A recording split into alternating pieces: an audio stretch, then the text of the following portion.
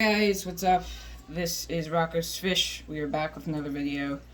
I just want to let you guys know before we get into the video, there's going to be multiple episodes of this. So, for example, this can be the first one out of 3, and I'm going to post these 3 episodes about mollies every other day. So, for example, I'm going to post this one on the 30th. I'm going to post the next one on the 32nd. And I'm going to post the third on the 34th. So, yeah, it's going to be a nice series, and it's going to be something that will hopefully help beginner fish keepers with mollies and people who maybe wanting to breed them for profit or for business or just for fun. But, yeah, if you want to know how to breed them, take care of them, take care of the fry, subscribe for more videos like this, and without further ado, let's get on to the video. So you probably clicked on this video thinking, okay, how do I keep my mollies, or what mollies should I get? There's a lot of questions in that field, which I can understand. Some of them I'm going to be answering, and a few I probably won't be able to touch base on. But I'll try my best to answer the minimum and basically the playing field. But yeah, so the minimum, starting off, the minimum tank size for these guys, I would recommend like a minimum a 5-gallon tank, because these fish do get pretty big. Not really, they get about the size. It depends how big of a tank you have. So for example, the tank that you guys are seeing right now is the 20-gallon tank, and I have about, 10, 12 mollies in here, and they're all still fry, so they're about like half an inch, and I usually just keep them here for color. They are very pretty, but yeah, I would recommend a 5-gallon tank at minimum, because if you put a few mollies in a 55, they're going to get bigger, but if you put them in a 5, they're going to stay about the same size. They might grow a little bit bigger, but that's totally fine. It's just, I wouldn't recommend putting them anything below a 5-gallon tank. Alright, now we're on to tank mates. You could really keep these guys with literally anything, just nothing that would probably, over-dominate them. And, something like an arowana or an Oscar, I wouldn't recommend keeping them with. Well, I guess an Oscar. Medium-sized cichlids are okay, just as long as they're not actually aggressive, to them. Anything like that is fine. You could keep mollies with other mollies. That's fine, too. It's just, if you don't know the gender of them, then they could possibly breed, which we'll go over in the next episode, but for today I'm just going to stick with this.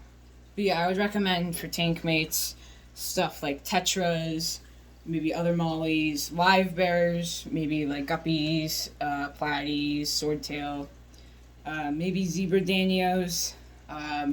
You could keep them with loaches and a lot of other stuff. You could keep them with some types of cichlids, like medium-sized cichlids that aren't too aggressive to them, and stuff like angelfish, rams.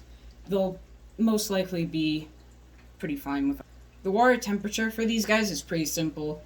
I usually keep my tanks around 78 to 82 degrees, and I say that because sometimes the tanks can fluctuate in temperature, which for some fish could be a big risk to them. So for stuff like discus, they need to stay at a steady, solid temperature all year round. But for something like the molly, it can really be in any temperature between maybe 76 and 83 to 84.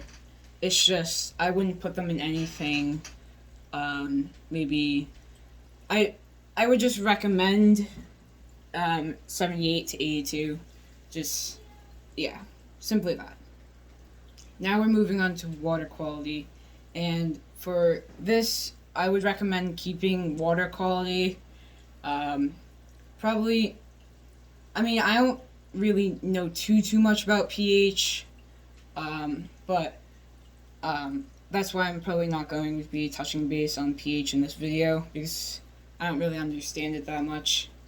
But I would recommend that you just make sure that if, say, for example, you have them in 29-gallon tank or a 20-gallon tank, what I would recommend doing is going to the side of a tank, like the longer side, and basically, no, not the longer side, the shorter side. Go like the shorter side of the tank, and if you can't see through to the other side of the tank and like through the glass, then I would recommend you do a water change. And if it's still pretty cloudy and like foggy, then I would probably get maybe one more filter. But you also have to think you can't throw money at the situation, so it's kind of complicated, but I think you guys would be able to handle it. Some fish that mollies absolutely cannot be with are stuff like silver arowanas, or maybe possibly Oscars, maybe juvenile ones, but I wouldn't recommend putting them with adult ones. Basically nothing that would be able to swallow them. I just wanted to let you guys know that, so you don't maybe end up killing all of your mollies by putting them in a tank with one of those fish. Lighting is pretty simple. I would just make it so that they have a lot of spots with shade. So for example, in the tank that you're seeing right now, there's a log, and inside the log's like a little cave where they could hide. I don't usually see them go in there that often, but just make sure you have little like hidey holes in places where they can maybe run away from other fish possibly.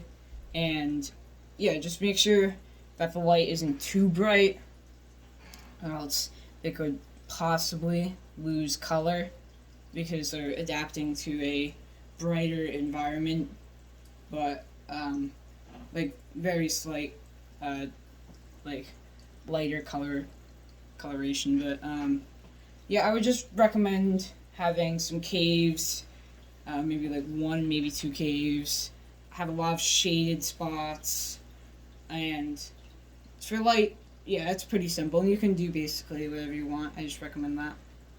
Now, some of you might be saying, well, where do I put this in a room, or what should I look out for? I would recommend that you keep it away from a window, so that in the winter the heater doesn't work twice as much, because you have to think the cold air could be seeping through the window, and it could put extra pressure on the tank, which would make the heater possibly burn out in some scenarios, which means you would have to get a new one, and it's just a hassle in that way. So I would recommend keeping it away from windows, and I would also recommend keeping molly tanks away from doors, because I would hate to see your tank get smashed by the doorknob if it gets flung open by any small child or someone. But yeah, I would hate to see somebody's tank get smashed from a doorknob. And I would also recommend that you keep it away from a TV. It might sound odd, but it would make sense, because the flashing lights on the TV could maybe like hurt their eyes a little bit. It could make them like not hallucinate, but it could mess with them a little bit, and it's not the best for them. So I'd recommend just staying away from those things. You could put it next to a window or a TV, and I'm going to keep nailing it in. Don't put it next to a door, because it most likely will fling open and probably smash the side of the tank if somebody's not careful. And that goes for basically any sort of tank.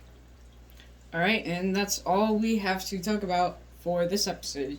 And this video did actually take me quite a while, so if you guys don't mind, maybe like, subscribe, and just remember subscribing is free, and you can always unsubscribe. And I hope you guys enjoyed the video. If you did, leave a like, and yeah, have a good day, and I'll see you in hopefully the next episode.